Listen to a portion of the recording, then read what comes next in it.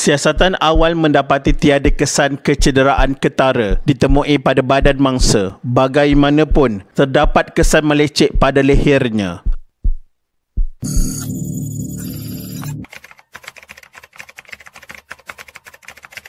Seorang pemandu Grab ditemui meninggal dunia, dipercayai dibunuh di dalam kereta miliknya di kawasan parking Taman Selayang Makmur Selayang Gombak pada 21 Jun 2018. Dalam kejadian 8.20 malam itu, Aiman Nosri berusia 27 tahun yang berasal dari Nilai Negeri Sembilan dan juga graduan Universiti Selangor Unisel dijumpai di tempat duduk belakang kereta Perodua Myvi miliknya bernombor WRA 8791. Ketika ditemui, lelaki itu dalam keadaan bahagian kepala mengenai lantai kenderaan itu manakala kakinya di atas. Timbalan Ketua Polis Daerah Gombak Superintendent T. Kong Sing berkata, sebelum kejadian pihaknya dimaklumkan oleh bapa tiri lelaki terbabit apabila melihat kereta milik anaknya berada di kawasan gelap untuk membuat pemeriksaan di dalam kereta mangsa.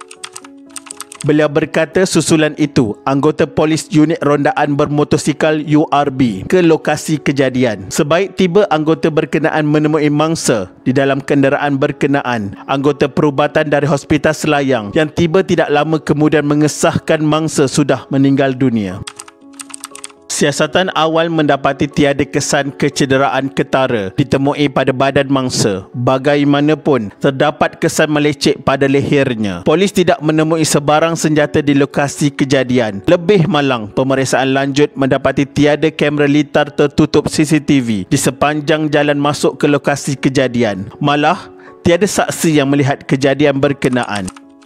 Polis mengesahkan pihaknya menjumpai 2 telefon bimbit, kasut, stokin dan baju T yang ditemui di dalam kereta berkenaan. Mayat mangsa dihantar ke Hospital Kuala Lumpur HKL untuk bedah siasat. Kes disiasat mengikut Seksyen 302 Kanun Kesesaan kerana membunuh. Kes ini bermula apabila Aiman dilaporkan hilang selepas keluar dari rumahnya di Nilai Negeri Sembilan pada 5 petang 21 Jun 2018 untuk bekerja. Namun, Aiman tidak pulang ke rumah selepas lebih 24 jam. Keluar bekerja menyebabkan keluarganya bimbang dan mula menghubungi kenalan serta rakan rapatnya. Kebiasaannya dia akan balik ke rumah selepas keluar bekerja atau tidur di rumah rakannya di Kuala Lumpur. Namun, dia tetap akan pulang ke rumah dan tidak pernah menetap bersama rakannya hingga berhari-hari.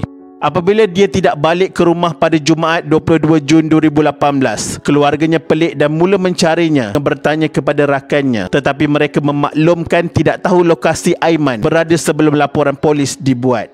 Tidak lama selepas itu, keluarga mendapat maklumat mengenai penemuan kereta Aiman sebelum bergegas ke lokasi terbabit. Sebaik melihat keretanya diletakkan di kawasan gelap, keluarganya meminta bantuan pihak polis untuk memeriksanya. Keluarga amat terkejut apabila melihat mayatnya ditemui di tempat duduk belakang dalam keadaan terlangkup. Menurut keluarganya, Aiman yang juga anak ketiga daripada 4 beradik bekerja sebagai pemandu Grab sepenuh masa sejak 2 tahun lalu. Melihat apa yang berlaku kepadanya, keluarganya meminta pihak Grab supaya memandang berat isu keselamatan bukan sahaja kepada penumpang, malah pemandu kerana kedua-dua pihak mempunyai risiko terhadap sebarang bahaya. Sementara itu, Ketua Grab Malaysia Sing Goh memaklumkan Aiman adalah seorang pemandu Grab yang memiliki prestasi terbaik berdasarkan maklum balas penumpang yang pernah menggunakan khidmatnya. Bagi pihak Grab, mereka mengucapkan takziah kepada ahli keluarga atas kehilangannya. Di samping itu, Allahyarham diibarat nyawa ibunya. Dia peneman setia ke mana sahaja ibunya pergi. Kesedihan itu diluahkan Fatihah Nosri, kakak sulung Aiman. Mengikut cerita Fatihah pula, Aiman keluar dari rumah di Taman Kasturi Heights Nilai sekitar tengah hari Khamis dan memberitahu ibu mereka Norizawati Dani mahu menghantar pelanggan dari lapangan terbang antarabangsa Kuala Lumpur ke Puncak Alam Selangor. Aiman tidak pulang ke rumah malam itu, tapi itu biasa kerana dia kerap begitu. Jika tidak pulang, Aiman akan tidur di rumah kawan atau dalam kereta kerana kepenatan. Paling lewat, Aiman akan pulang esoknya dan menghubungi ibu bagi memaklumkan mana dia berada. Fatihah berkata ibu dan bapa tirinya Johari Abu Bakar bimbang apabila Aiman tidak pulang sehingga petang keesokannya. Katanya Aiman juga tidak menghantar mesej menerusi WhatsApp atau menghubungi keluarga hingga menyebabkan mereka tertanya-tanya. Bapa tirinya membuat laporan di Ibu Pejabat Polis Daerah IPD Sepang kerana bimbangkan keselamatan adiknya. Polis menghubungi ibunya kira-kira jam 7 malam dan memaklumkan adiknya ditemui mati dalam kereta serta dipercayai dibunuh. Berikutan ada kesan melecek di leher.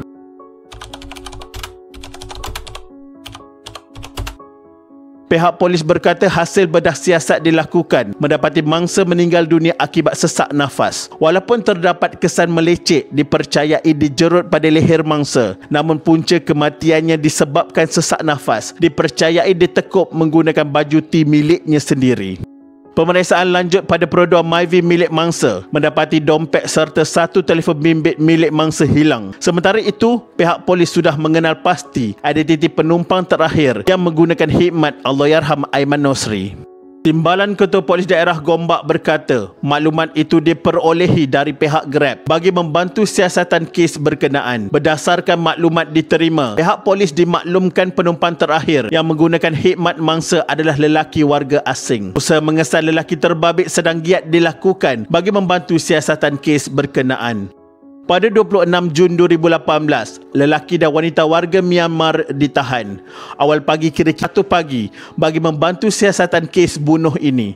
Lelaki berusia 32 tahun dan wanita berusia 20-an warga Myanmar itu ditahan bagi membantu siasatan kes berkenaan. Buat masa ini siasatan lanjut masih dijalankan dan pihak polis masih menyiasat hubungan kedua-dua individu berkenaan. Bagaimanapun pihak polis enggan mengulas lanjut berhubung persoalan sama ada kedua-dua suspek adalah penumpang terakhir yang menggunakan khidmat Aiman. Polis juga telah meneliti rakaman kamera litar tertutup CCTV di kawasan masuk di lokasi kereta produa Myvi milik mangsa ditemui untuk mengetahui sejak bila kenderaan itu diletakkan di lokasi kejadian. Setakat ini tiada saksi yang melihat atau mengesahkan sejak bila kereta itu diletakkan di kawasan berkenaan.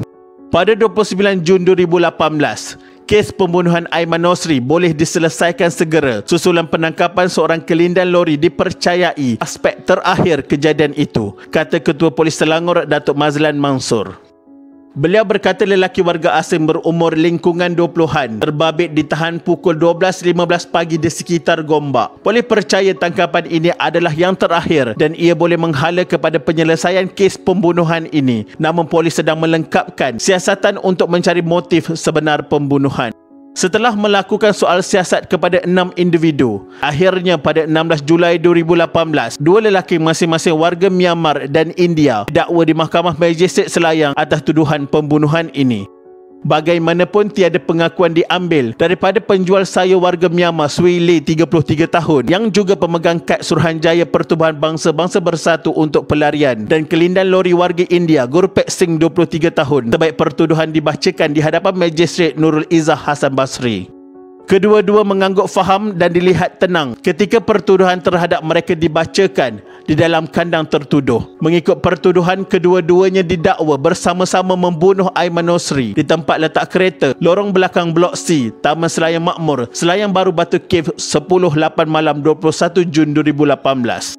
Dakwaan kes dilakukan mengikut Seksyen 302 Kanun Kesesaan yang dibaca bersama Seksyen 34 Kanun sama yang memperuntukkan hukuman gantung sampai mati. Berdasarkan rekod, mangsa dikatakan kali terakhir membawa penumpang dari Jalan Tun Tan Chen Lok menuju ke Selayang Baru.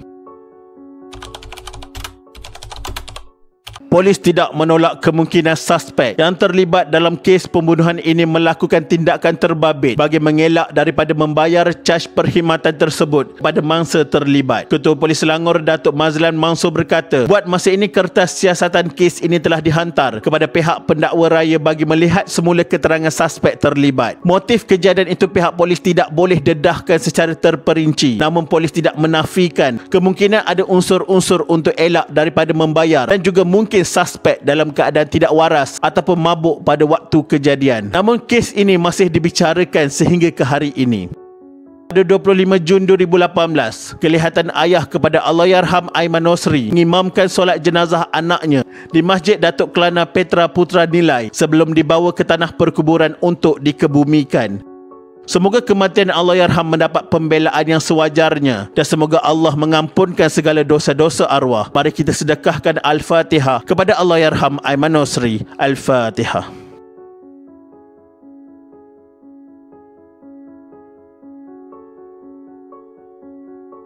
Sekian, terima kasih.